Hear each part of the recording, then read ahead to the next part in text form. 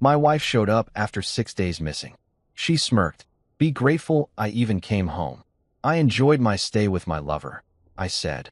Thanks, but you don't live here anymore, and handed her a yellow envelope. Her face went white as she opened it. There are entrances, and then there are Mara entrances. The kind that could make a Greek tragedy jealous. 6 days, 6 whole days, of radio silence. And when she finally waltzed back through that front door, she didn't look like someone crawling home after a breakdown. Nope. She looked refreshed. Like she'd just checked out of a spa package called Infidelity Deluxe. Comes with complimentary nerve. Lipstick flawless, hair like a shampoo commercial, and that perfume.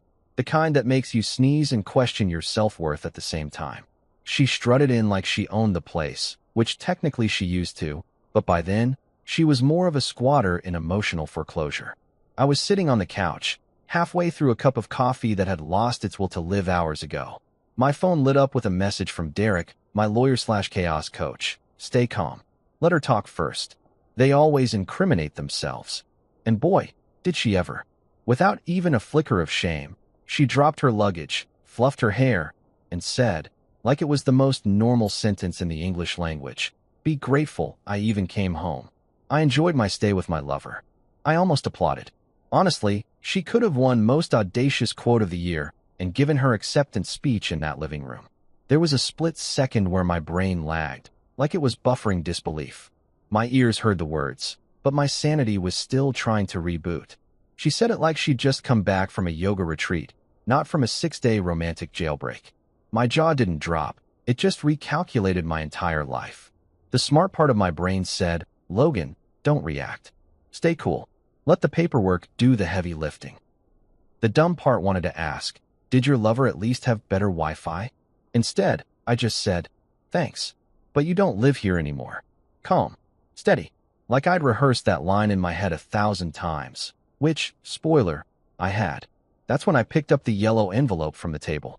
It had been sitting there for 3 days straight, glaring at me like a silent co-conspirator. We'd had conversations, that envelope and I, long ones. Me, the betrayed husband. It, the instrument of poetic justice. Together, we'd plotted this exact moment. She squinted at it like I'd handed her a bill she didn't remember creating. What's this? She asked, her voice dripping with fake confidence. The kind that melts faster than discount ice cream. Your early retirement package, I said, leaning back like I was the HR manager of Karma and Company. Go ahead. Open it. She ripped it open with that same impatience she used to have for gift wrapping, because Mara was never one for mystery unless it involved cheating. The sound of paper tearing hit my ears like applause. I swear, I almost heard violins. She started reading, eyes darting across the pages, and that's when the transformation began. You ever watch a color drain from someone's face so fast you think they've seen a ghost? Or worse, their own reflection in the consequences? That was Mara. 1 second, she was Beyoncé in heels. The next, Casper in Gucci. Her breathing hitched. What is this? She whispered, but her voice cracked halfway through like her vocal cords were trying to file for divorce too. I didn't answer right away. I let the silence stretch, because silence, when wielded correctly, can be louder than a bomb. Finally, I said, it's what happens when Operation Calm Revenge reaches its grand finale. She blinked, completely missing the reference, because of course she did. This was a woman who once called me dramatic for labeling Tupperware. She flipped through the documents again, and I could see the realization slapping her across the face. Evidence, signatures, and legal citations that all translated to you just played yourself. You can't do this, she stammered. Actually, I can, I said, sipping my coffee like I was narrating a crime show. And I did. 2 days ago. That's the beauty of premeditated paperwork. Now, you have to understand something about Mara. She thrived on control. She could manipulate an argument like a lawyer on espresso. But this time, the floor had vanished beneath her heels. You're overreacting, she said finally, her voice finding a shaky bit of defiance. It was just a break. Oh, a break, I said, mock gasp included. Like the kind where you vanish for 6 days, sleep with your boss, and text your sister beach selfies caption new beginnings. Her face froze. Gotcha. I stood, took a few steps closer, and lowered my voice to that calm, dangerous register I learned from watching every divorce courtroom show ever. You see, Mara, this isn't revenge. This is adjustment. You made your choice, and I just filed the paperwork that made it permanent. She dropped the papers onto the table, her eyes flicking from me to the door and back again, like she was calculating an escape route. But here's the thing about guilt. It's a terrible GPS. It gets you lost fast. You think you're punishing me, she said, mustering what she thought was confidence. But you're just proving I was right about you all along. You're cold. That one made me laugh. Not a polite chuckle. No, a full, slightly unhinged laugh that scared the dog. Cold. Mara, you cheated, confessed like it was a TED Talk, and walked into this house smelling like cologne that doesn't even retail here. You don't get to diagnose me. She folded her arms, staring me down like she had one last poker chip to play. You won't actually go through with it, she said. You love me. I smiled. Not a big one. Just enough to let her see the quiet ending in my eyes. I did, I said softly. Then you took a 6-day seminar on how to kill that. The tension sat between us like humidity, thick, suffocating, impossible to ignore. For years, she'd used silence as her power move. If an argument didn't go her way, she'd shut down, make me chase her for closure. Not tonight. Tonight, I let the silence be mine. I watched her fidget, twist her ring, avoid my eyes. That's when it hit her, truly hit her, that this wasn't a fight she could cry her way out of or win through charm. The kingdom had fallen, and she'd crowned herself queen of the ashes. I didn't raise my voice once, didn't curse, didn't throw anything.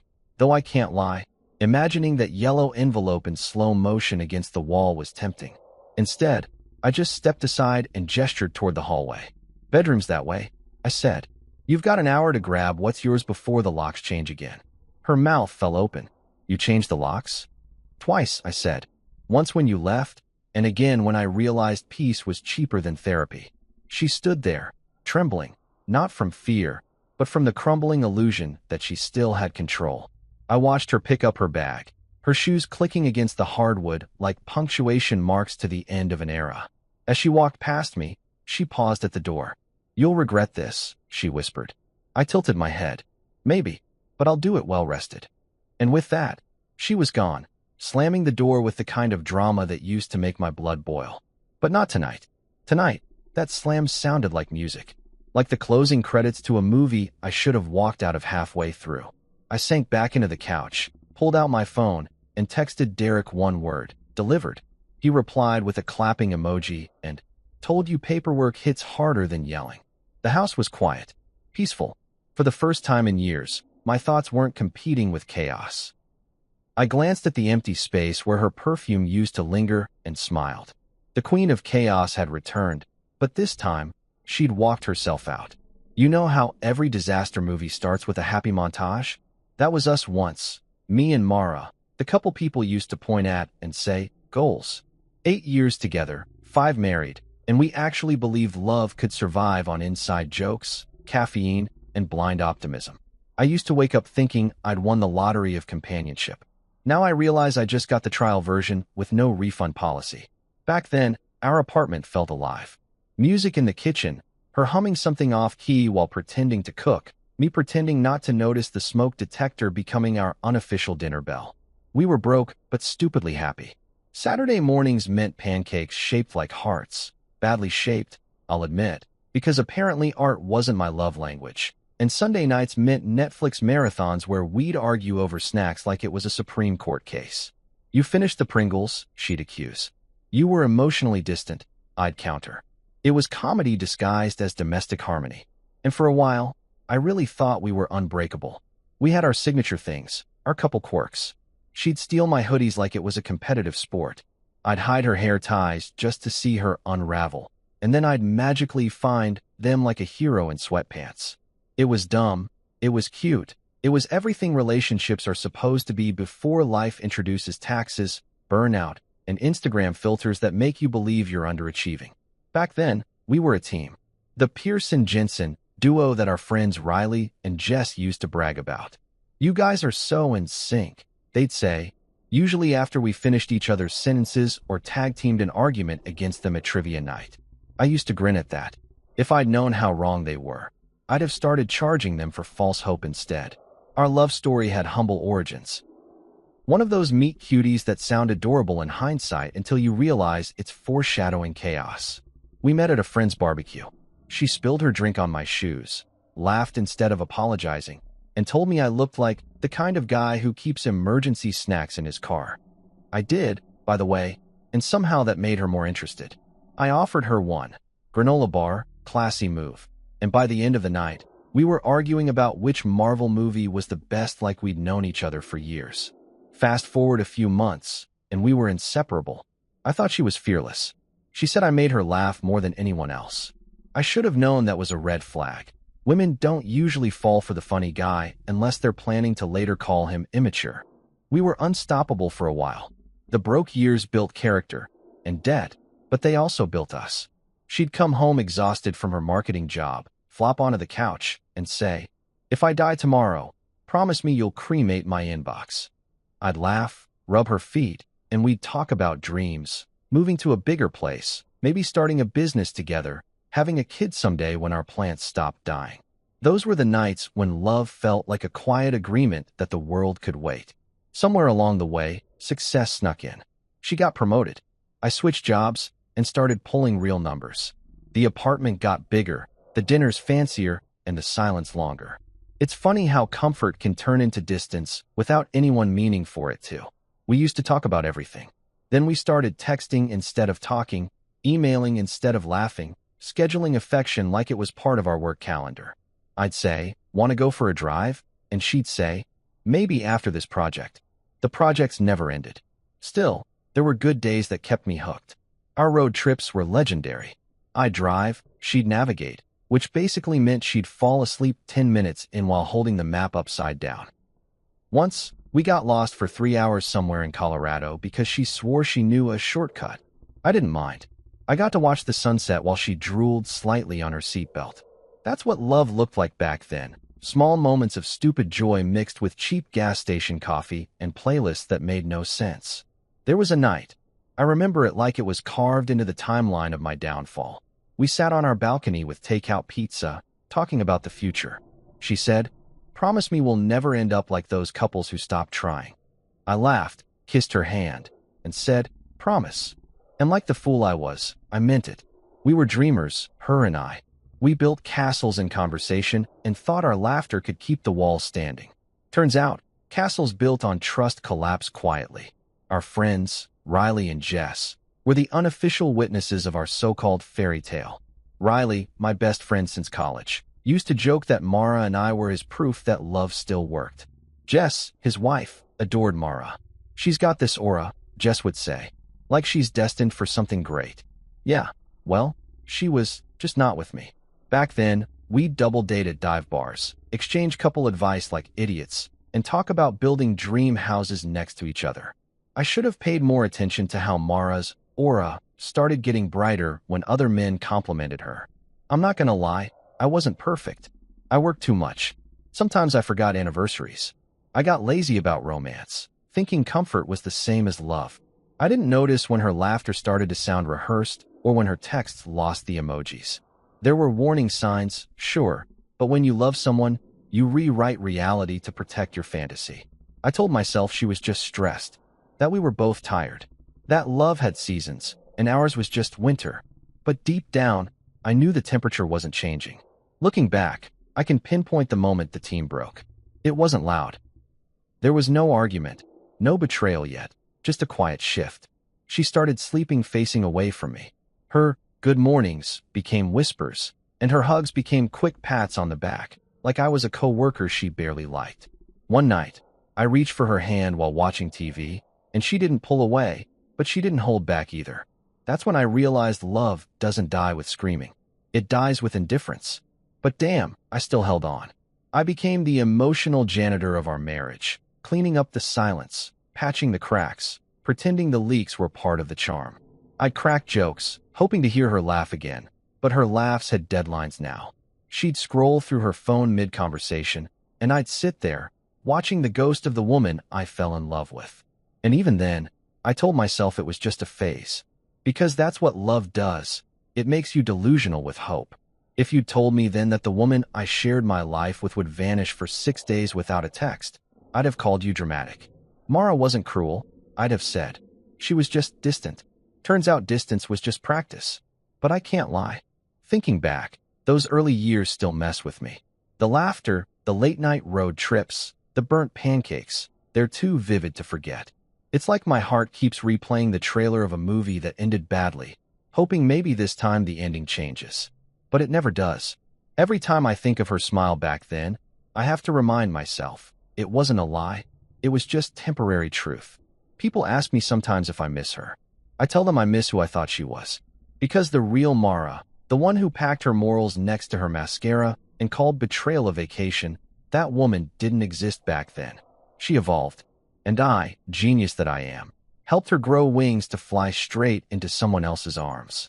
Back when love was a team sport, I thought we were playing for the same trophy.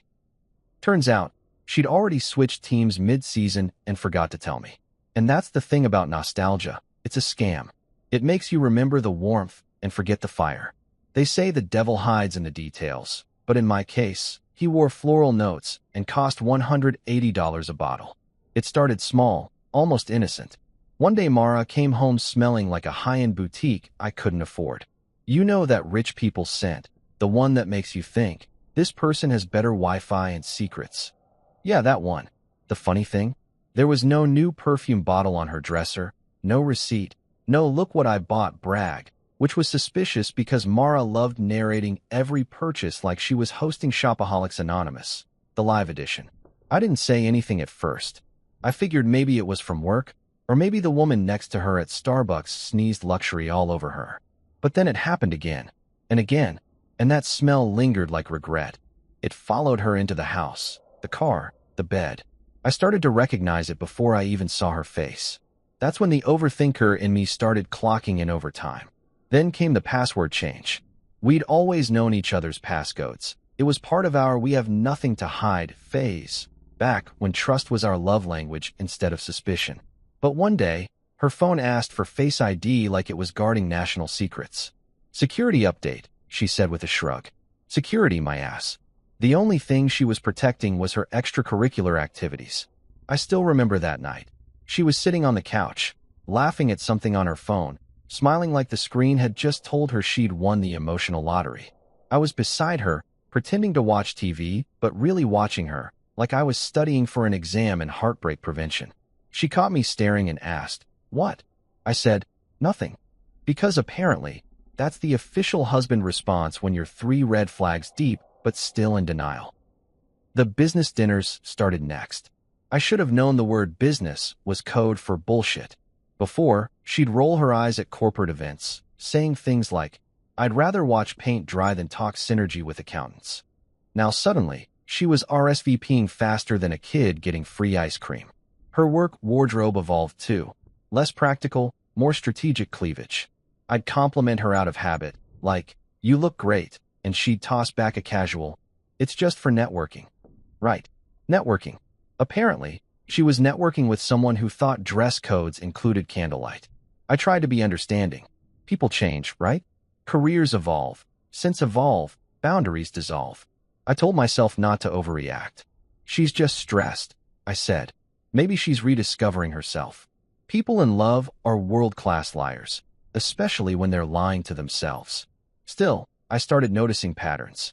The late returns, the sudden obsession with her appearance, the way she'd check her phone during dinner like it was sending her oxygen.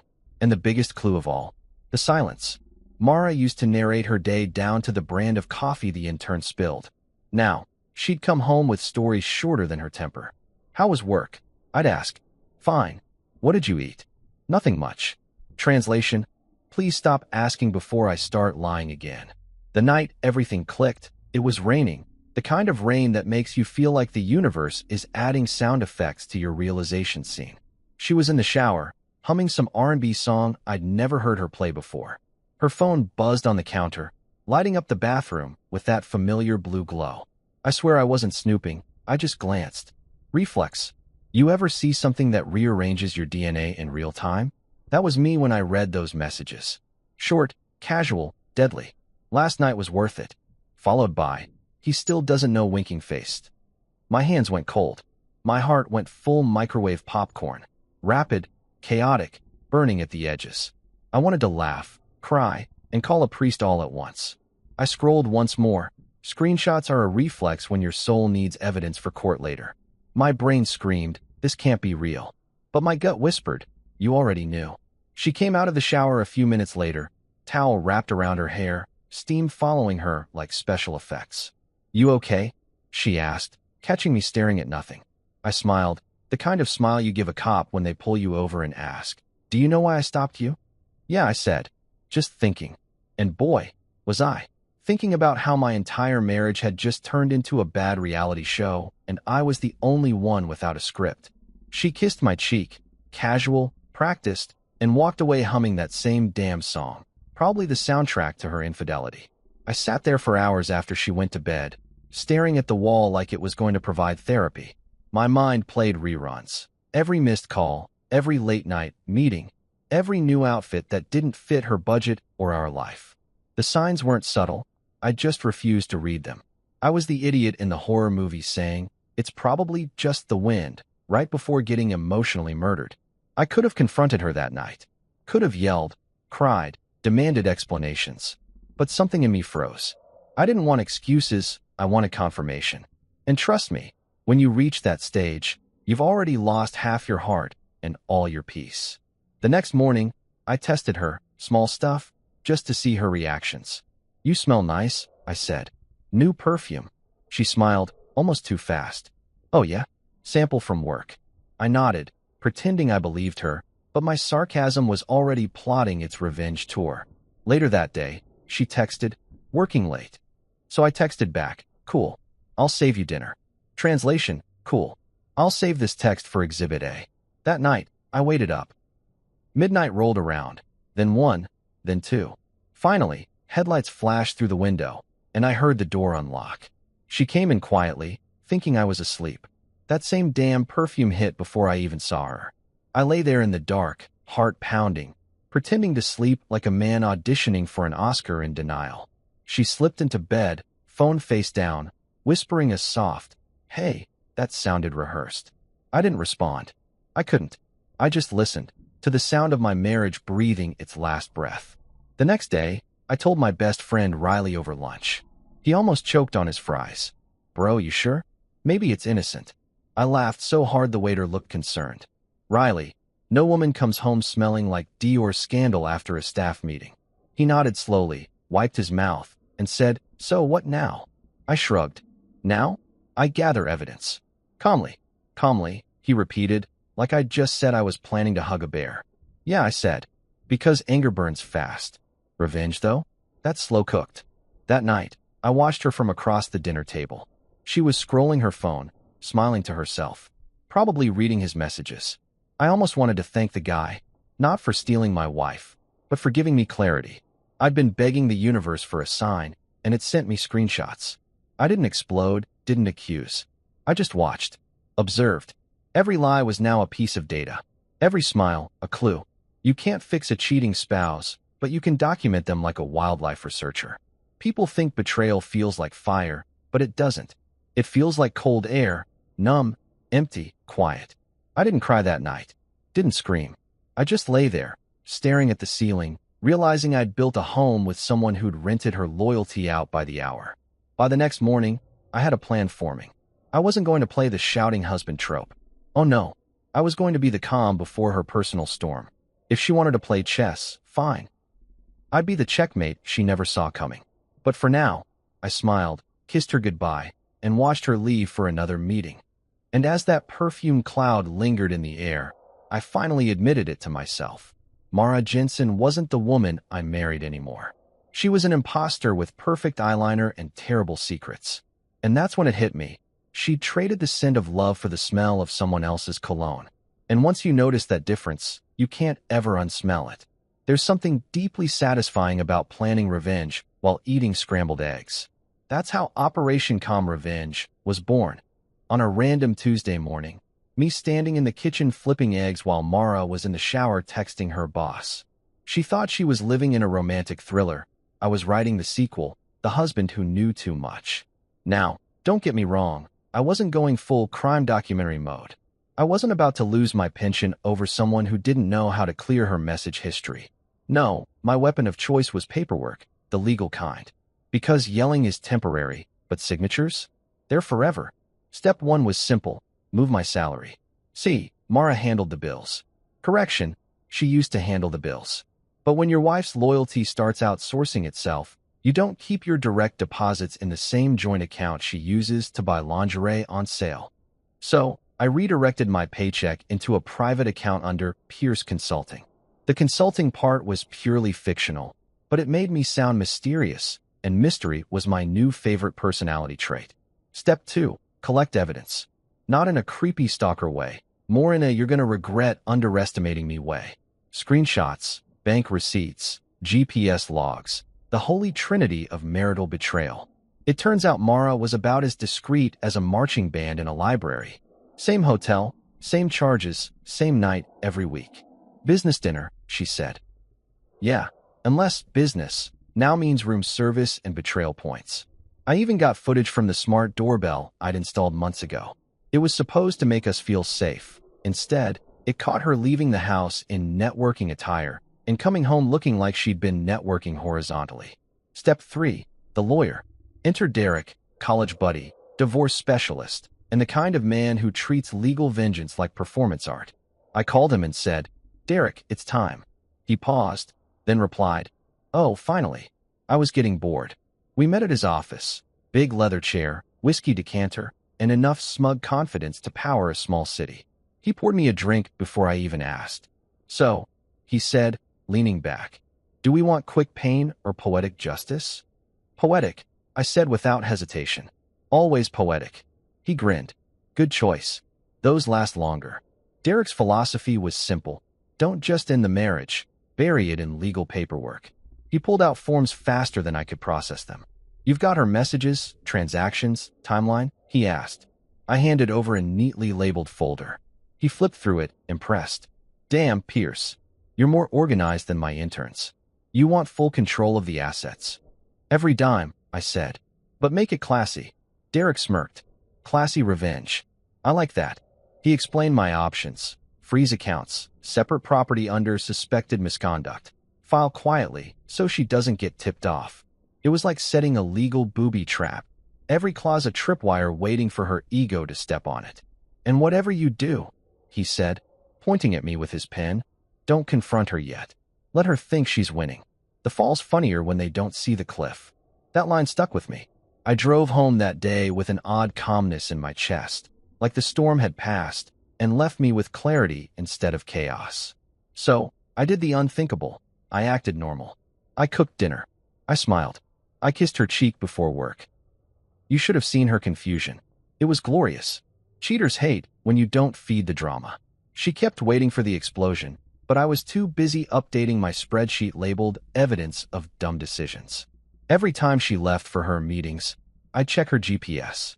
Every time she lied, I'd note the time and date like an overqualified detective with a sense of humor. Riley, my best friend, caught wind of my new strategy and called it sociopathic grace. "You're scaring me, man," he said over a beer. "You're too calm." "That's the point," I told him. "You can't play chess if you're throwing the board." There was a certain comedy to it all. One evening, she walked in late, hair slightly messy, perfume assaulting the air like a guilty announcement. I asked, "Rough meeting?" She blinked, nodded. "Yeah, long day." "You should shower," I said with a smirk. "You smell like corporate exhaustion." She didn't catch the sarcasm, which made it even funnier. Inside, I was laughing like a man who'd already seen the movie and knew how it ended. The thing about calm revenge is that it's addictive. Every polite smile, every fake nod, it's all part of the setup. You're not reacting anymore. You're orchestrating. It's art. The turning point came when she left her laptop open one night. Rookie mistake. While she showered, I glanced at her screen. Her email was up, and there it was, a reservation confirmation. Same hotel, same name, same credit card. She'd even attached a note to herself. "Bring overnight bag. He likes the blue dress." I took a screenshot so fast you'd think I was training for the FBI. When she came out of the bathroom, she caught me on my phone, smiling. "What's funny?" she asked. "Oh, just something I read," I said. Yeah, her obituary and my patience. A week later, Derek sent me a draft of the divorce paperwork. All done, he said over the phone. She won't see this coming. The plan was elegant. Once she vanished again for one of her escapades, I'd have everything signed, sealed, and ready. He'd file immediately, freezing our joint assets and transferring her half of the house under my name through a legal loophole I didn't know existed. This isn't revenge, Derek said. This is justice wearing a suit. I couldn't have said it better myself. Meanwhile, I perfected my poker face. We even had dinner with friends one night, and she played the doting wife role like she was auditioning for an Oscar. Holding my hand, laughing too loud, kissing my cheek. Riley leaned over later and whispered, "She's laying it on thick." "Yep," I whispered back, "and she doesn't even know I'm filming the season finale next week." By this point, pretending was easy. I wasn't angry anymore. I was entertained. Every lie was another scene in my private sitcom. When she'd say, "I love you," I'd respond, "I bet you do." When she'd text, "Good night, Red Heart," I'd think, "Good night to him too, I guess." The irony kept me sane. It's strange how betrayal can make you philosophical. I used to think love was about forgiveness. Turns out, it's about financial planning and timing. The day before her business trip, I made breakfast. Pancakes, bacon, orange juice, the full husband of the year spread. She looked suspiciously pleased. "You're in a good mood," she said. "Just grateful," I replied, which was technically true. I was grateful the end was near. When she kissed me goodbye that morning, I wanted to laugh. She had no idea she was kissing the man who'd already filed her freedom in triplicate. That night, I sat at the table alone, sipping whiskey, watching the rain outside. I didn't feel sad. I felt relieved. For the first time in months, I wasn't reacting to her chaos. I was directing it. I'd gone from heartbroken to Harvard-level strategist in under a month. The best part? She'd never see it coming. Because revenge, when done right, doesn't scream. It signs quietly at the bottom of a legal document. And as I clinked my glass against the empty air, I whispered the motto that had kept me sane through every fake smile and sleepless night. Stay calm, stay smart. Let karma do the screaming. There's a special kind of peace that hits you when your cheating spouse goes missing. Like the universe hit the mute button on chaos. The first 24 hours felt like a free trial of serenity I didn't know existed. No nagging. No fake goodnights. No, don't forget to take out the trash, Logan. Just silence. Beautiful, suspicious silence. On day one, I actually thought something might have happened to her. Like, real happened. Maybe her car broke down. Maybe aliens abducted her and decided to return her after realizing she's high maintenance. I even called her sister, Ivy. Ivy was useless as usual, all faux concern and zero information. She didn't tell me anything, Ivy said, sounding way too calm. She's probably with friends. Yeah, friends with benefits, probably. By day two, I stopped pretending to be worried. You can't fake panic when your gut's already signed the divorce papers. I woke up, made myself pancakes, played some old school R&B, and realized how nice it felt not to hear her voice cutting through the house like passive-aggressive elevator music. I could breathe again. It's funny, when she was around, the air felt taxed. Now it was free. I sat at the kitchen table, sipping coffee, staring at her empty chair, and thought, this is what peace smells like. Spoiler, it smells like maple syrup and detachment. Of course, I played my part publicly. I called her workplace. "Hey, it's Logan. Just checking if Mara came in today." The HR lady hesitated. "No, she said she'd be taking a few personal days." Personal, huh? More like personnel, singular. Her new boss, specifically. That's when I knew. The dots weren't even dots anymore. They'd connected themselves into a full-blown betrayal mural. My wife hadn't been kidnapped. She was on vacation, with the same guy whose emails she color-coded on her laptop. So I made a choice. No confrontation, no emotional breakdown, no cliches. I went logistical. Changed the locks, froze the cards, rerouted the bills, and opened a bottle of whiskey older than our marriage. People think revenge is fire and fury, but it's really spreadsheets and signatures. And man, I was efficient. By noon, she couldn't access a single account without calling customer service. By 2 p.m., her gym membership was canceled. I even called her favorite salon and left a polite note. "Mrs. Pierce will not be returning. Please remove her from your VIP list." Petty? Sure. Therapeutic? Absolutely. Day 3, I got nosy. I checked her sister's social media. Nothing from Mara. Of course, the woman who used to post her avocado toast suddenly went digital ghost. But Ivy? She'd posted a photo dump from Greece. Beautiful beaches, cocktails, and, surprise, surprise, a blurred figure in the background who looked a hell of a lot like Mara. The caption read, "Girls Trip 2024, 2 hearts." Cute. Only problem? The girls included a guy with his arm conveniently cropped out of every photo like a game of hide the affair. I zoomed in. Yep, Mr. Bossman himself, wearing his signature Rolex and smirk. I laughed so hard I choked on my drink. My wife had gone off the grid, but the grid had Wi-Fi and cocktails. On day 4, my phone started blowing up. Not from her.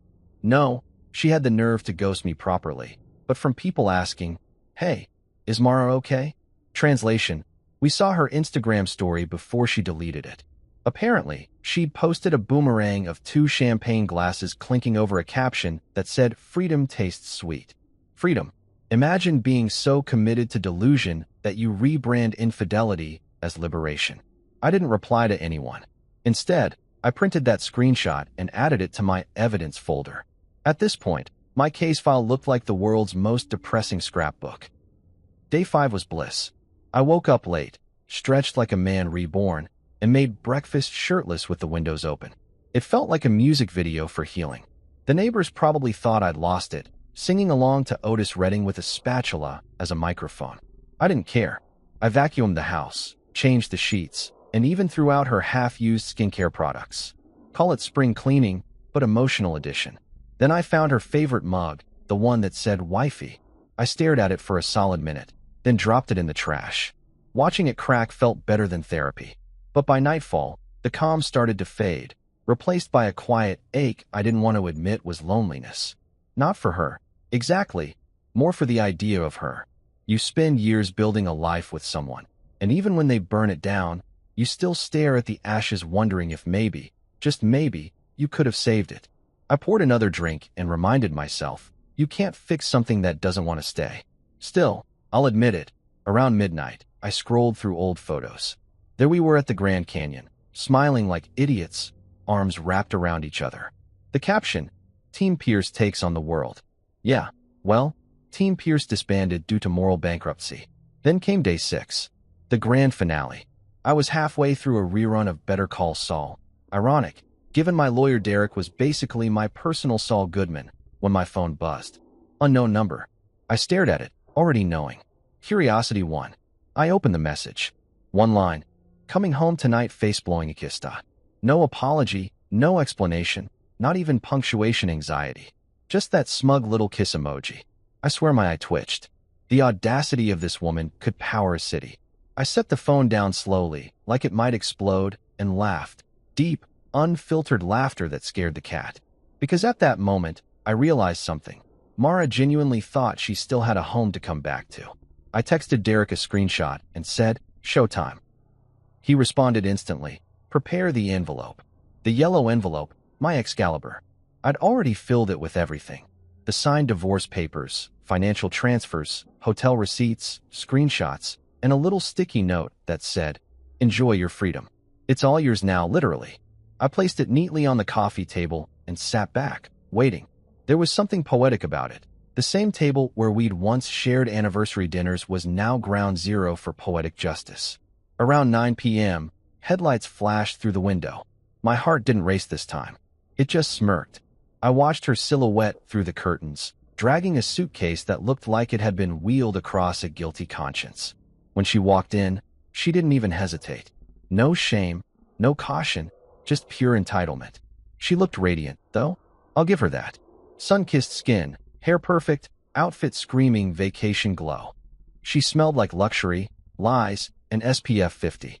I almost applauded. "Be grateful I even came home," she said, setting her bag down. I enjoyed my stay with my lover. I nearly spit my drink. You've got to respect that kind of nerve. I said nothing at first, just watched her like a scientist studying a new species of delusion. She looked around, clearly expecting a fight. When I didn't bite, she frowned. "You're awfully quiet." "Oh, I'm just soaking in the performance," I said. You've really outdone yourself this time. Bold move, opening with a confession. Her eyes narrowed. Don't start, Logan. Start. I laughed. Sweetheart, this is the ending. I gestured toward the table. That's for you. She eyed the yellow envelope like it was radioactive. What is it? A souvenir, I said. She rolled her eyes, tore it open, and the second those papers hit her hands, her whole face changed. Watching it was better than any movie. Her tan faded in real time. The smirk disappeared. She flipped through the pages, reading the evidence, the signatures, the clauses Derek had written in bold legal poetry. Her mouth opened, but no sound came out. You can't do this, she finally whispered. I smiled. You'd be amazed what you can do with good Wi-Fi and motivation. She threw the papers on the table. This is insane. No, I said calmly. Insane was you thinking you could cheat, vanish for 6 days, and waltz back in like it's Taco Tuesday. She blinked, realizing too late that the game had flipped. We can talk about this, she said, suddenly soft, suddenly desperate. Talk. I laughed. We had years to talk. You chose text messages and room service. Her eyes darted around the room, maybe searching for something familiar, maybe realizing everything had changed. The photos on the wall, gone. Her belongings, packed and stored. Even her favorite throw blanket, donated to Goodwill. You changed everything, she said, voice trembling. No, I replied. You did. I just did the paperwork. She sank onto the couch, holding her head in her hands, muttering something about mistakes and forgiveness. I let her talk. Every word was an echo bouncing off a wall I'd already torn down. Finally, she looked up and said, What do you want from me? Nothing, I said simply. That's the beauty of it. She stared at me for a long moment, as if trying to recognize the man in front of her. Maybe she expected rage, heartbreak, something cinematic. But all she got was calm, cold, clean calm. You don't get to do this, she whispered again. I already did, I said. You left for 6 days, Mara. I just used the time wisely. When she finally stood, I noticed the tears she'd been holding back. They were real, I think. Maybe not for me, but for herself. The realization that her perfect illusion had shattered. You'll regret this, she said, voice cracking. I smiled one last time. Maybe, but I'll regret it from a quiet house with working locks. As she walked out, suitcase trailing behind her, I felt no triumph, no vengeance, just peace. Real, earned peace. 6 days earlier, she'd left a husband behind. Now she was leaving a man who'd finally remembered his worth. And honestly, that was the best vacation I'd ever had. If revenge had a smell, it'd be a mix of fresh paper and nervous perfume. I spent that morning setting the scene like I was producing a Broadway play titled The Consequences of Being Stupid, starring Mara Jensen and Karma as herself. The house looked perfect, spotless floors, curtains drawn halfway, one chair at the center of the living room under a single warm light. The yellow envelope sat on the table like a trophy, quiet and deadly. I even poured a glass of water and placed it next to it for dramatic effect. Not for her, just props. Props make a story believable, and I was crafting my final act. When the door creaked open that evening, I swear I could hear her confidence before I saw her face. That woman walked in like she'd just closed $1 million deal in manipulation. Same perfume, same smug aura, same delusion. She scanned the room and gave me that little smirk, the one she used to flash whenever she thought she had the upper hand. Are you really going to be dramatic? She said, dropping her bag by the door like she still had squatter rights. I didn't flinch. Me? Dramatic? You dated your boss, not a Broadway director. She rolled her eyes, like my humor was a nuisance interrupting her victim monologue. I gestured toward the table. Go on, have a seat. Curtains up. She hesitated. What's this? Your performance review, I said. She exhaled hard, annoyed, and sat down. The yellow envelope sat between us like a loaded gun. For a moment, neither of us spoke. Then I slid it toward her with 2 fingers. You should open it. I'm not in the mood for games, she said. Oh, this isn't a game, I replied. Games are fun. This is closure with paperwork. The sound of paper tearing filled the room. Funny how something so simple could feel so final. She pulled out the documents and started skimming. At first, her expression didn't change. She was probably expecting a cliché apology letter or some emotional plea to work things out. Then she hit the first page with the legal header, and her face froze. I watched her eyes move, left to right, faster and faster, her breathing changing rhythm. I swear, it was like watching a Wi-Fi signal drop in real time. She flipped to the next page, screenshots, text logs, timestamps, the receipts. Her lips parted slightly. "What is this?" she whispered. "That," I said, leaning back, "is the consequence of thinking I don't notice things." Her hand trembled slightly as she kept reading. Hotel bookings under her name. Credit card statements showing dinners for two. GPS data showing her business trips at the same hotel where her boss's company card pinged. And then, Derek's masterpiece, the divorce decree, already signed by me, notarized, and ready for filing. She got to the bottom of the packet and saw the clause she didn't understand, so she read it out loud. "Forfeiture of joint assets due to fraudulent concealment and adultery," she muttered. Then she looked up at me, eyes wide, voice trembling. "You can't do this." I smiled, slow and steady, like a man sipping a fine drink after a long day. "Oh, but I can. You see, you built your empire on lies. I just sent the eviction notice." She slammed the papers on the table. "You're insane." "Maybe," I said, "but I'm legally protected, and you're legally single, pending processing." The silence that followed could have won awards. You could almost hear her world cracking, piece by piece. The woman who once strutted through life like she had backup dancers was suddenly standing on a stage with no spotlight. She stood up abruptly, pacing. "You've been spying on me?" "No," I said. "I've been documenting you." "Big difference.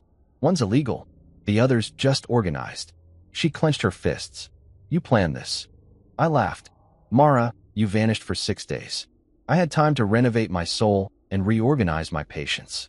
Planning was the least I could do." She stopped pacing and turned to me, eyes glassy but still trying to look defiant. "You can't just throw away everything we built." I tilted my head. "You threw it first. I just swept the floor." For a moment, she didn't speak. Her shoulders dropped, and her voice softened. "I made a mistake, okay? I was confused." I raised a brow. "You were confused for 6 months and 43 text messages? Must have been some fog." She winced. "It didn't mean anything." I couldn't help but laugh. "Oh, good. Because neither does your access to the joint checking account anymore." Her eyes darted toward the hallway like she was trying to see what else I'd taken from her. "My clothes. Packed and stored," I said. "My jewelry. Sold. Well, pawned temporarily. You'd be surprised what a bracelet can fetch." Her jaw dropped. "You're joking. Do I look like I'm in a joking mood?" I asked. "Actually, don't answer that. I'm having the time of my life." She slumped back into the chair, staring down at the papers as if they might start apologizing on my behalf. Then, almost in a whisper, she said, "You really hate me, don't you?" I shook my head. "No, Mara. I don't hate you. Hate would mean you still matter. You're just a cautionary tale now." There it was, the first tear. She tried to hide it, wiping her cheek quickly, pretending it was dust. "You're being cruel," she said. "Cruel?" I repeated, pretending to think. "Nah. Cruel would have been telling your mom the truth about your work promotion. I just handled this privately. I'm classy like that." She glared at me, her pride trying to resurface, but the documents kept reminding her that pride didn't pay the mortgage anymore. "I can fight this," she said suddenly, her voice rising. "I can hire a lawyer." I grinned. "Oh, you absolutely can. But I wouldn't recommend using the same credit card you used for hotel reservations. It's frozen." She blinked. "You froze my cards." "You froze your marriage," I replied. I just returned the favor. She looked like she wanted to throw something, but the only thing within reach was the water glass. She grabbed it, stared at it for a second, then set it down with a shaking hand. "You planned every part of this," she said quietly. "You waited for me to walk into a trap." "No," I said. "You built the trap." I just turned on the light. There was a long silence after that, the kind that fills every corner of a house until it hums. I could tell she was thinking, calculating, trying to find a loophole, but Derek doesn't leave loopholes. He fills them with cement and signatures. Finally, she whispered, "So that's it." I nodded. "That's it. The show's over. Curtain down. No encore." She didn't move for a while. Just sat there, eyes fixed on the envelope, probably wishing she could unsee it. Then she stood slowly, wiped her face, and straightened her jacket.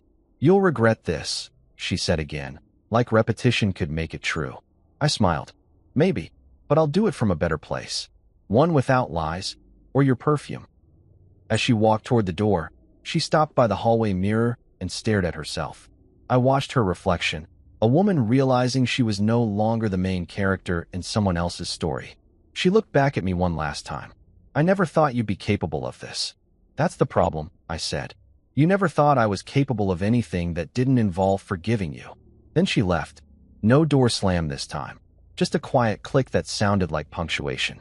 I sat there for a long time, listening to the silence, the good kind, the earned kind. The chair she'd sat in still carried her perfume, but even that felt weaker now, like it knew it wasn't welcome anymore. I picked up the glass of water, untouched, symbolic, and poured it down the sink. Performance concluded, I muttered to myself. A few minutes later, my phone buzzed. Derek, it's done, he asked. Oh yeah, I said, smiling. She read every word, even the fine print. He laughed. How'd she take it? Like someone allergic to accountability. Good, he said. Paperwork doesn't lie. After we hung up, I sat back down, staring at the now empty table. The envelope was gone, but the peace stayed. I realized that night that revenge doesn't have to be loud to be satisfying. Sometimes it's just neat handwriting on official paper. I didn't destroy her life. I just handed it back to her minus the illusions. As I turned off the lights, the room felt different. Lighter, cleaner, like the house itself had been holding its breath this whole time. And for the first time in years, I slept like a man who didn't owe anyone an explanation. You'd think after delivering the paperwork equivalent of a thunderstorm, the house would go quiet, stay still, move on. But no, Mara didn't leave quietly. The queen of chaos doesn't retire. She goes down swinging, mascara first. After she walked out that night, I honestly thought she'd vanish for good. Maybe go cry into her boss's shoulder or write an overly dramatic Facebook post about growth. Instead, she did what all self-centered people do when they lose power. She came back for an encore. I woke up the next morning to 3 missed calls, 2 texts, and 1 long voice note that sounded like a TED Talk on regret. The first line, Logan, I think we both overreacted. We both? I laughed so hard I scared the toaster. Nothing like being lumped into a we right after getting cheated on. Her second message said, you can't just erase me. Oh, but I could, and I had receipts. Literally. The only thing left to erase was her contact name, which I changed from Mara Red Heart to Do Not Resuscitate. That day, I went to work like nothing happened. I didn't tell my coworkers. You can't just walk into the office and say, hey, my wife confessed to adultery and lost all our joint assets. How was your weekend? I sat at my desk, typed reports, and smiled every time my phone buzzed. There's something addictive about watching someone who used to control your emotions start losing control of theirs. It's poetic, like watching a magician accidentally reveal the trick. Around lunch, Derek called. She's trying to contact me, he said, barely hiding his amusement. She's claiming she was manipulated into signing. Oh really? I said, stirring my coffee. Was she also manipulated into 6 days of hotel bookings and bad decisions? Derek laughed. Don't worry, the clause holds. Her name's not on anything anymore. She can file a complaint if she wants, but she'll need a lawyer, and those cost money, something she doesn't have access to. I swear, hearing that was better than therapy. By day 2, Mara escalated. She showed up at the house. Well, tried to. I was working on my laptop when I heard furious knocking like the police had discovered a stash of hidden morals. I peeked through the peephole and saw her standing there, sunglasses on, voice raised, pretending the neighbors weren't definitely recording. Logan, open the door, she shouted. We need to talk. We? There was that word again, like a mosquito that refused to die. I cracked the door just enough to make her think I was open to negotiation. Oh, you're back, I said, smiling. Did the vacation end early? Or did the hotel finally check your moral credit score? She pushed at the door. You can't keep my things. Actually, I can, I said, holding up my phone. You left voluntarily, remember? The lease is in my name now. Derek made sure of it. Her jaw dropped. You're unbelievable. Thank you, I said. Took years of practice. Then came the waterworks.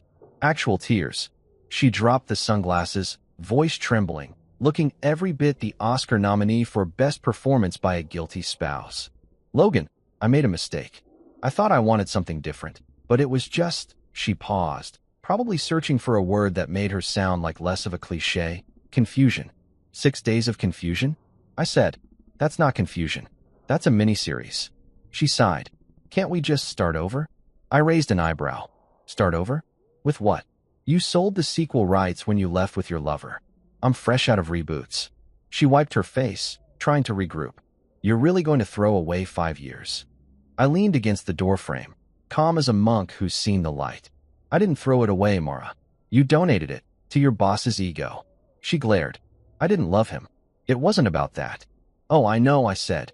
It was about you. It's always been about you. The truth hit her like a slap she didn't see coming.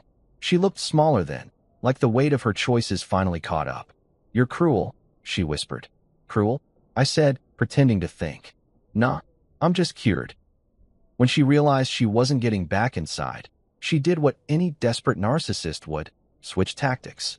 If you think you can just move on without me, you're wrong, she said. You'll regret this. You keep saying that, I replied. Is that your new mantra? She scoffed, turned on her heel, and stormed off. The sound of her heels on the pavement was oddly satisfying. The neighbors peeked through curtains like it was primetime TV. I shut the door, smiled, and said to myself, season finale, baby. But the show wasn't over. Not yet. The next day, I got a text from her mom, Patricia, the original drama coach. Logan, I heard what happened, she wrote. You need to be the bigger person. I almost dropped my phone laughing. Be the bigger person? I'd been carrying that entire marriage like a gym membership nobody uses. Hi, Patricia, I replied. I was the bigger person. That's how she had room to cheat. No response. Guess she didn't like my punchline. Meanwhile, I started noticing the ripple effect. Her little affair had detonated more than just our relationship. It was taking down her social life, too. Her boss, the guy she'd risked everything for, got outed after his wife found out through, guess who? Derek's investigator. Turns out, I wasn't the only one getting paperwork ready. The fallout was spectacular. The company launched an internal review. HR meetings exploded, and suddenly Mara wasn't the golden girl anymore. I didn't lift a finger. Karma handled the workload. The group chat she used to brag about? Ghost town. The friends who once envied her exciting life? Now whispering. You can't post #couple goals from unemployment. I heard through Riley that she'd been crashing at a friend's apartment, couch surfing her way through what I like to call post-affair purgatory. He said, man, she's trying to spin it like you blindsided her. I laughed. Blindsided her? I literally left her an envelope with instructions. Yeah, he said, chuckling. She's telling people you went cold. No, I corrected. I went factual. That weekend, she texted again. Can we meet? Just to talk. I stared at the message for a full minute, sipping whiskey like a man contemplating whether to reopen a crime scene. Then I typed back, sure. Bring a pen. You forgot to sign the last page. She didn't reply. Victory tasted like oak barrel and freedom. But the real satisfaction came the following Monday. Derek called again, voice practically grinning. Update. Her attorney tried to contest the asset clause. It didn't go well. Why not? I asked, though I already knew. Because her attorney pointed out that she signed everything voluntarily, and we have footage of her acknowledging it. I blinked. Footage. Ring cam, Derek said. You can actually hear her say, you can't do this, right before you said, I already did. It's perfect. I leaned back in my chair, laughing until I nearly spilled my drink. So, what you're telling me is, I accidentally filmed her downfall in HD? Exactly, Derek said. I'm framing that clip. And that's when it hit me. This wasn't just the end of a marriage. It was the unraveling of her empire. Mara had built her identity around control, around appearances. Without me, she wasn't the put-together wife in the perfect house anymore. She was just a woman with bad choices and worse timing. The funny thing? I didn't even feel vengeful anymore. Just free. Like watching a storm you survived from the safety of your porch. The kind of peace that doesn't need applause. I started reclaiming the house that week. Repainted the walls, threw out the furniture she picked, replaced her designer chaos with thrift store calm. Every nail I hammered felt like therapy. I even replaced our framed wedding photo with a picture of a beach sunset. Symbolic? Sure. Petty? Absolutely. Healing? You bet. I'd come home after work, sit on the couch with a beer, and laugh at how quiet the place was. Peace has a sound, you know. It's like air conditioning after a long argument. Still, part of me couldn't help checking her socials now and then. Morbid curiosity. She'd gone from posting selfies and motivational quotes to vague captions about growth and new beginnings. Classic cheater rebrand. One post read, "Sometimes you have to lose everything to find yourself." I commented from a burner account. "Try the lost and found at Hotel Paradise." She blocked me within an hour. Totally worth it. Weeks went by, and the silence became my new favorite soundtrack. No calls, no texts, no guilt trips. Just me, my playlists, and the faint memory of a woman who thought she'd never fall. Then one afternoon, Derek sent me an email titled "Case Closed." I opened it to find the finalized divorce decree, stamped and official. I stared at that document for a while, not as a symbol of victory, but of closure. The empire had fallen, and all I had to do was stand still. Later that night, Riley came over with beer and pizza to celebrate. "To new beginnings," he said, raising his bottle. "To endings that feel better," I corrected. We laughed, clinked bottles, and for the first time in years, I didn't feel like I was faking happiness. I looked around the room, the walls lighter, the air clearer, and thought, damn, this place finally feels like mine. Before bed, I got one last text from an unknown number. "I hope you're happy." I typed back, "I am." Then I turned off my phone, set it face down, and smiled at the silence. Watching Mara's empire collapse hadn't been about revenge. It was about finally watching myself stand back up. And honestly, it was one hell of a view. There's an art to ending things. Some people slam doors. Some people cry on the front porch for dramatic effect. Mara, on the other hand, tried to leave like a movie star who just got fired mid-scene. Dignity in her walk, chaos in her suitcase. The morning after her empire collapsed, she showed up again, softer this time. She wasn't wearing her war paint. No lipstick, no perfect hair, just sweatpants and shame. I almost didn't recognize her without the attitude. Almost. She stood there holding a duffel bag, eyes red, voice trembling like she'd just been rehearsing apologies in her car mirror. "Logan, can we talk?" she asked. I sighed. "Mara, you're running out of synonyms for talk." She stepped closer. "Please, just 5 minutes." I opened the door halfway, not out of mercy, but curiosity. I wanted to see what version of Mara I was getting today. The manipulator, the victim, or the actress with no script. She looked around the house like it was a museum of bad memories. The photos were gone. The fancy throw pillows she loved replaced with cheap ones that didn't remind me of lies. "You changed everything," she said quietly. "Yeah," I said. "Turns out betrayal doesn't match the old color scheme." She flinched but sat down anyway, gripping her bag like it might save her. "I've been thinking," she started. "Always dangerous," I muttered. She ignored that. "I don't expect forgiveness, but maybe we can start fresh, as friends." I actually laughed. "Friends? Mara, I don't even friend people who spoil movies, and you spoiled my marriage." She winced, eyes dropping to the floor. "I know. I messed up. I thought I wanted freedom, but I just wanted something to feel different. You were always so calm, so predictable." I nodded slowly. "Yeah, I made the mistake of being reliable. My bad." She reached across the table, fingers brushing mine like muscle memory. I didn't move. "You don't even miss me?" she asked softly. There it was, the guilt bait. Classic. "Mara," I said, "you disappeared for 6 days and came back smelling like a hotel lobby. Missing you would be a mental illness." She pulled her hand back, tears welling up again. "He wasn't what I thought," she whispered. "He used me." I leaned back, arms crossed. "Oh, so you're the victim now? You joined the scam and got scammed? That's karma's buy one get one deal." She covered her face, shoulders shaking, and for a second, just a second, I felt something like pity. But then I remembered that text. He still doesn't know winking face. And pity evaporated faster than trust. "You don't get to cry here," I said quietly. "Not in the house you lied in. Not on the floor where I stood defending you to everyone." She froze, hand half raised to wipe her face. "I just want closure." I smiled. "You had closure. It came in an envelope. That earned me a glare sharp enough to cut glass." "You're cruel." "You keep saying that," I replied. "But I think what you mean is unbothered." She stood suddenly, pacing. "You think this makes you the hero?" "No," I said. "Heroes save people. I just stopped saving you." She stopped pacing, staring at me like I'd spoken another language. "You loved me once." "I did," I said. "And then you made love look stupid." There was silence then The kind that makes you aware of every heartbeat, every breath. She sat back down slowly, wiping her face with the sleeve of her sweatshirt.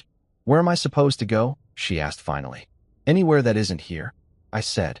You built your escape plan. Use it. I don't have money, she whispered. You had 6 days of funding, I replied. What happened? Bad investment. She gave me that look again, half fury, half desperation. You can't even help me a little? I did help, I said. I helped you see who you are. She stood again, walked toward the doorway, then paused, eyes scanning the walls like she was looking for her old life. You really changed the locks? She asked, voice barely above a whisper. Twice, I said. I like symmetry. Her lips trembled, but she nodded. You'll regret this, she said. Everyone keeps promising me that, I replied, still waiting. She grabbed her bag and headed for the door. The sound of her zipper snagging filled the silence, tiny but satisfying. When she reached the threshold, she hesitated. Goodbye, Logan. Goodbye, Mara, I said. Exit, stage left. She frowned, confused, then walked out. The door clicked shut behind her, and just like that, it was over. No fireworks, no screaming, just peace sliding back into the room like it had been waiting for permission. I leaned against the wall, exhaling so deeply it felt like I was letting go of 5 years in one breath. The air smelled different now, like wood polish and freedom. I turned on some music, something old and soulful, the kind you play when the storms finally passed. Then I sat on the couch and laughed, not out of joy, but disbelief. She'd actually tried to start fresh. With me. The audacity could have powered a small city. That night, I got a text from her sister, Ivy. I heard what happened. She's staying with me for now. Maybe you should talk before it gets uglier. I replied, it's already a Picasso. No need to add strokes. Ivy didn't text back. Family loyalty, I guess. But at least Mara had a couch. I figured that was poetic justice. A woman who once judged people for renting, now living off borrowed furniture. The next morning, I took a long drive. No destination, just asphalt therapy. Windows down, wind in my face, radio blasting. The farther I got from that house, the lighter I felt. At one point, I stopped at a diner off the highway, ordered pancakes, and realized I was smiling for real. Not the forced, I'm fine smile, but the genuine kind that comes from remembering you survived. The waitress, an older lady with kind eyes, asked, You celebrating something? I said, Yeah, the end of something. She laughed. Endings are just badly advertised beginnings. Wise woman. She brought me extra syrup. By noon, I'd made up my mind.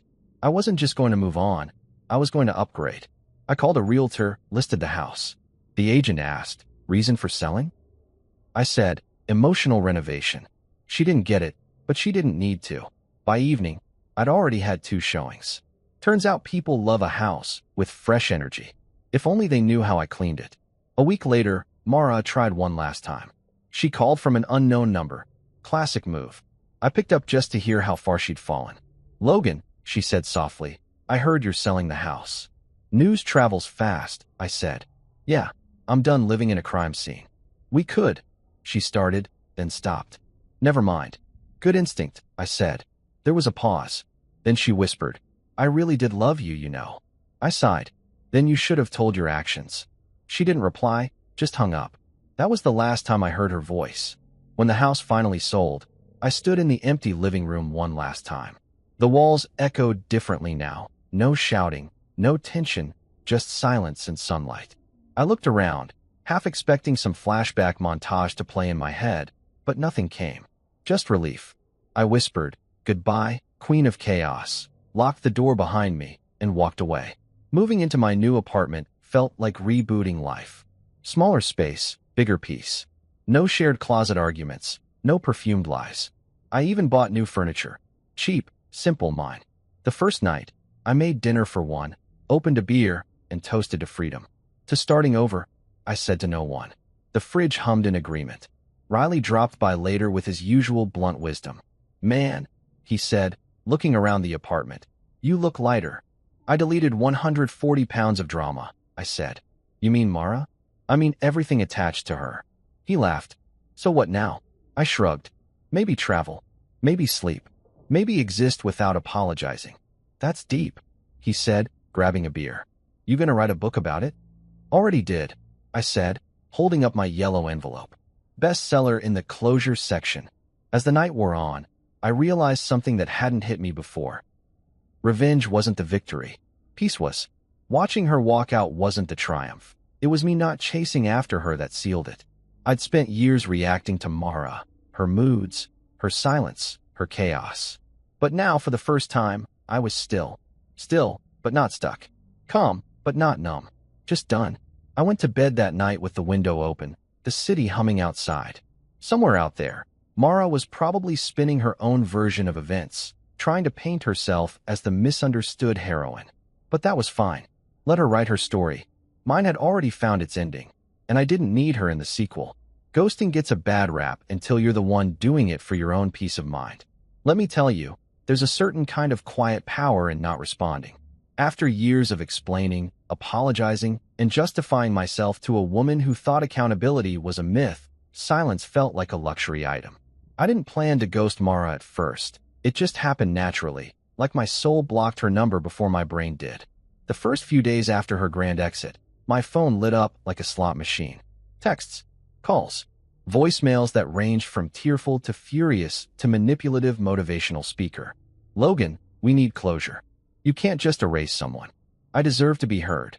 My favorite was, I made mistakes, but don't you miss me? Miss her? I missed common sense.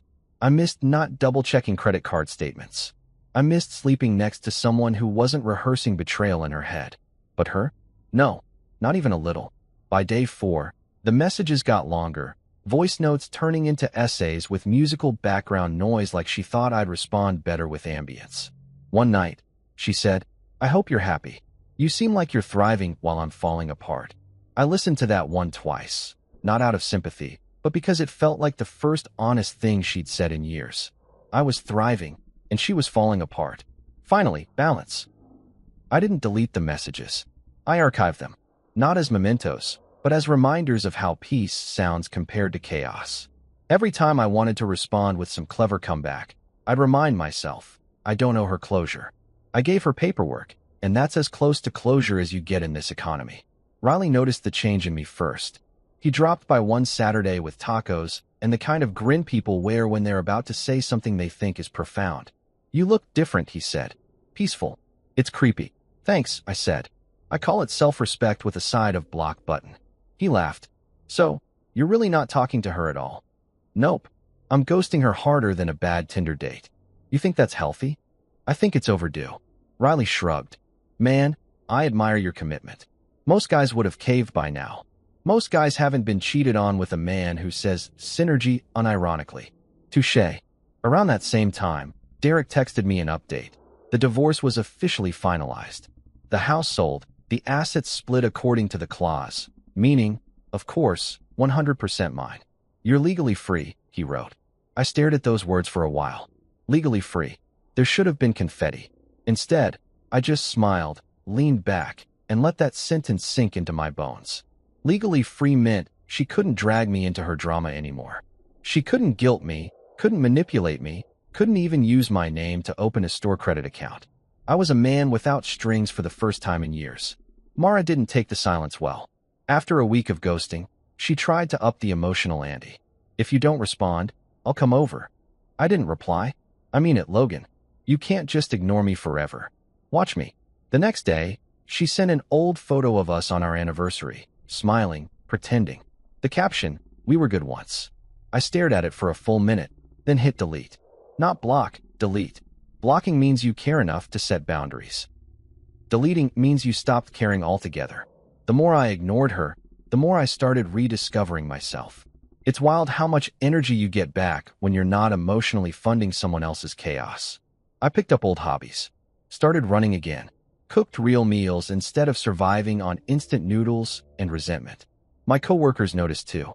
You've been smiling a lot lately, my assistant, Jenna, said one morning. New woman. No, I replied. No woman.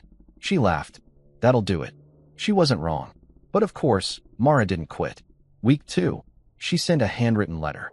Who even does that in 2025? It arrived in a pink envelope, smelled like regret and expensive perfume. The handwriting was neat, like she wanted to prove she could still control the narrative. It read, I know I hurt you. I know I was selfish. I can't sleep. I keep seeing your face when I close my eyes. Please talk to me. I don't care if you yell. I just want to hear your voice. I folded it neatly, walked to my trash can, and tossed it without breaking stride. No dramatics. Just precision. The trash lid shut like a period at the end of a very long, stupid sentence. By week 3, I started hearing rumors. Ivy texted, saying she's been going through it. Lost her job, lost friends. She's not herself. I stared at the message, then replied, she should try being someone else. Ivy sent back a single wow. I didn't bother clarifying. There was nothing to clarify. Actions have consequences. Hers just arrived on time. Still, I wasn't cruel about it. I didn't post anything online, didn't badmouth her to mutual friends. I didn't need to. Her downfall was self-published. One afternoon, while reorganizing my apartment, I found the old wedding album. It had survived the purge somehow, tucked in a box labeled miscellaneous. I flipped through it out of morbid curiosity. There we were, all smiles, hands clasped, the preacher in mid-blessing. It looked like a movie still from a romance that didn't deserve a sequel. I closed the book gently, then tossed it into the donation pile. Let someone else look at those smiles and imagine they were real. Around that time, Riley convinced me to go out again. You can't just sit at home forever, he said. Let's hit a bar, see some people. I agreed reluctantly, mostly because I'd run out of snacks. We ended up at a small rooftop place downtown, string lights, mellow music, the kind of atmosphere designed for healing. I wasn't looking for anything, definitely not love, but it felt good to laugh again, to talk without scanning for lies. I met a woman named Leah. She had this calm energy, the opposite of Mara's hurricane. We talked about travel, books, life. She didn't overshare, didn't oversmile, just listened. At one point, she said, you seem like someone who's been through something heavy but learned to carry it lightly. I grinned. Let's just say I dropped the luggage. She laughed. Real laugh. Simple. Honest. It wasn't romantic, but it reminded me what normal felt like. The next morning, I woke up to another voicemail from Mara. I saw your picture. You look happy. I'm glad, really. I just hope you remember me. I didn't listen to the rest. There was nothing left to hear. That's the thing about ghosting. It's not about punishment. It's about peace. You don't ignore them to make them chase you. You ignore them because you finally understand they're not worth your words anymore. One night, weeks later, I was sitting on my balcony with a drink, watching the city lights. When it hit me, I hadn't thought about Mara all day. Not once. Not her lies. Not her perfume. Not her betrayal. Nothing. The ghost of her presence had finally left the room. That's when I realized I hadn't just ghosted her. I'd ghosted the version of me who tolerated her. The man who stayed quiet to keep peace, who accepted half-love as enough. He was gone too, and in his place was someone better. Someone healed. The following week, Derek called one last time. I got something for you, he said. Your final case copy. Everything's closed.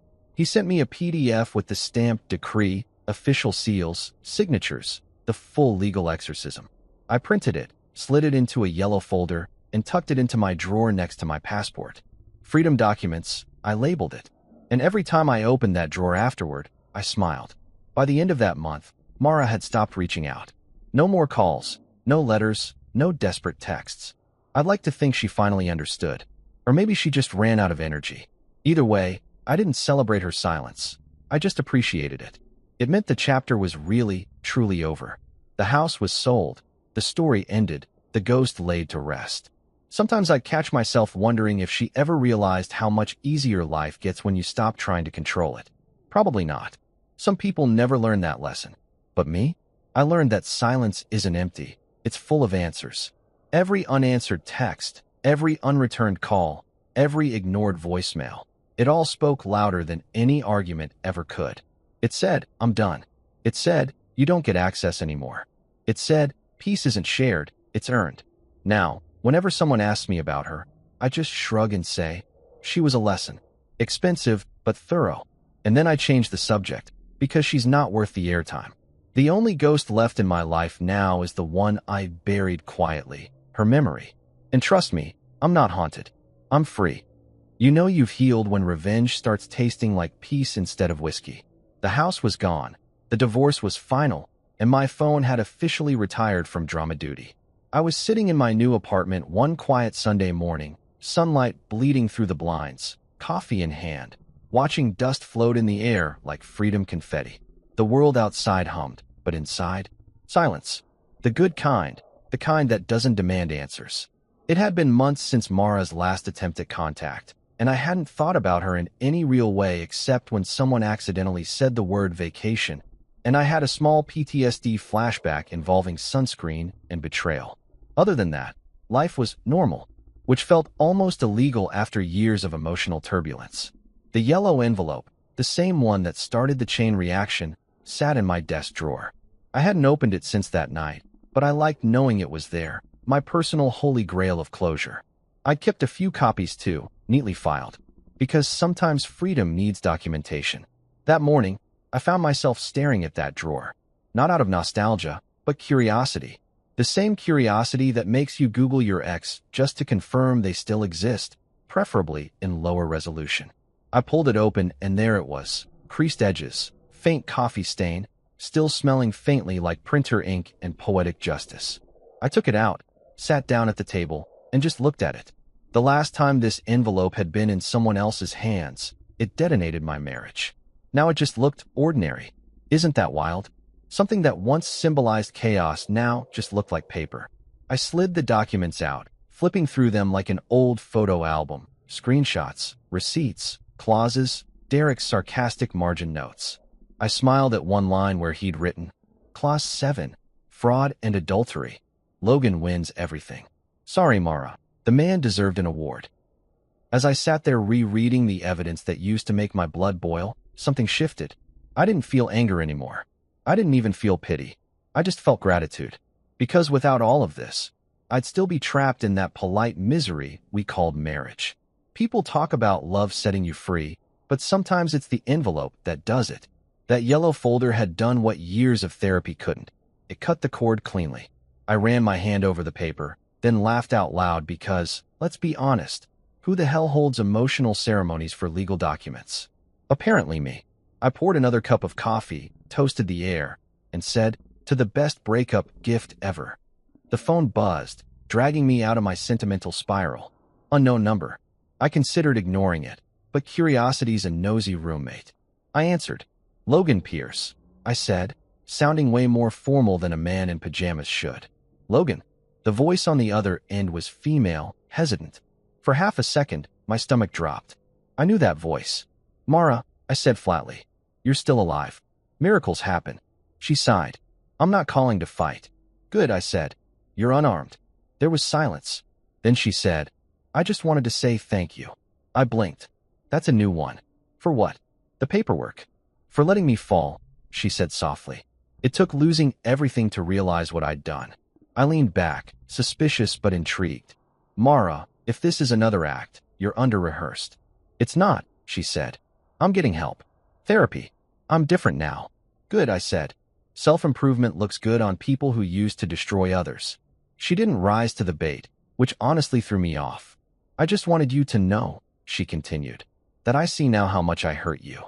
I used to think silence was punishment. Now I get it, it's peace. I froze. For a moment, her words hit something I didn't know was still bruised. Well, I said after a pause, glad you caught up. I don't expect you to forgive me, she said, voice trembling. I just needed to say it. And then she hung up. No tears, no theatrics, no manipulation. Just click. I sat there staring at my phone, half expecting it to burst into flames. Instead, all I felt was calm. Not relief. Not triumph. Just calm. Like hearing a chapter close in real time. I deleted the number without hesitation. Not out of anger. Out of completion. I stood up, walked to the balcony, and let the morning wind hit my face. The city buzzed below, alive and oblivious. And for the first time since everything went down, I realized I didn't hate her anymore. I didn't love her either. She was just someone I used to know. A closed tab in the browser of my life. That night, I met Riley at our usual bar. A small dive with sticky floors and decent wings. He took one look at me and said, You look weirdly peaceful. Did you get laid or get therapy? Neither, I said. Mara called. He almost choked on his drink. You answered? Yeah. Why? You trying to audition for dumb decisions too?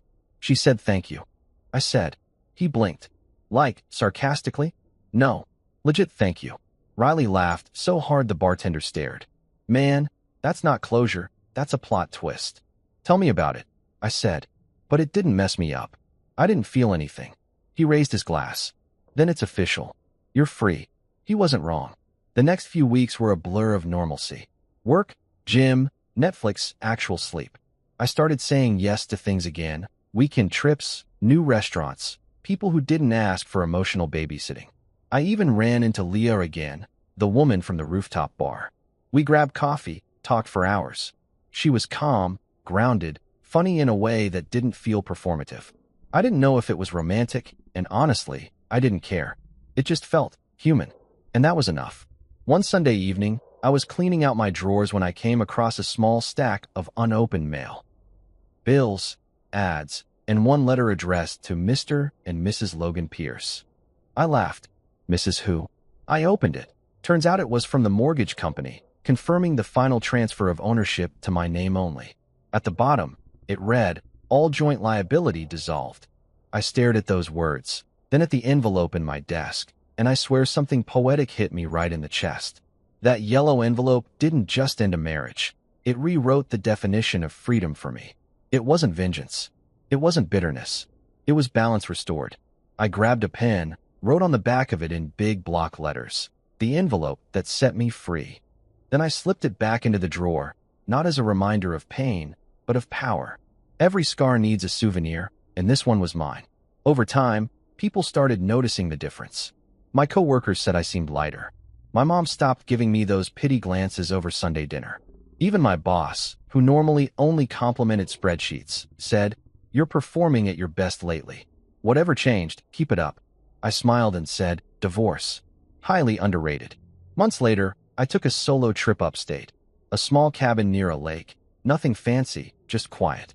I brought a journal, my phone on airplane mode, and a bottle of bourbon because healing should always come with good company. One night, sitting by the fire, I took out my notebook and started writing. Not about Mara, not even about revenge. About peace. About learning that you can't fix people who profit from your patience. About realizing silence doesn't mean weakness, it's self-defense. I wrote until my hand cramped, then closed the book and stared into the flames. Somewhere out there, Mara was probably doing whatever people do when they finally realize they're not the hero. And that was fine. Her story didn't belong in my ending. The next morning, I woke up early and watched the sunrise over the lake. The air was cold, sharp, honest. I thought about the man I'd been when all this started, desperate, hopeful, angry. And then I thought about the man sitting there now, content, grounded, free. I whispered to the water, "You made it, man." Because sometimes you have to say it out loud to believe it. When I got home, I placed the yellow envelope on my shelf. No longer hidden away in a drawer, but displayed like a trophy, not of revenge, but of recovery. Friends who visited would sometimes point at it and ask, "What's that?" I'd grin and say, "A reminder that paperwork can save your soul." They'd laugh, but I meant it. Every time I saw that envelope, it reminded me how far I'd come. From the man who tolerated lies to the man who chose silence over drama, calm over chaos. One night, I hosted a small get-together at my place. Riley, Leah, and a few friends from work. Music playing, food everywhere, laughter bouncing off the walls. At one point, Leah wandered over to the shelf, picked up the yellow envelope, and said, "This looks important." I smiled. "It is. That's the one thing in this apartment worth more than everything else combined." "What's inside?" she asked. "Freedom," I said simply. She laughed, not fully getting it, but that was fine. The story wasn't for everyone. It was for me. Later that night, after everyone left, I stood by the window with a glass of bourbon, staring at the city lights. For the first time in years, I didn't feel like I was surviving. I was living. And maybe that's the real twist. Not the betrayal, not the revenge, but the quiet realization that peace doesn't need to announce itself. It just walks in, sits down, and makes itself at home. I finished my drink, turned off the lights, and looked at the envelope one last time before bed. It wasn't just paper anymore. It was proof. Proof that endings can be beautiful if you write them yourself.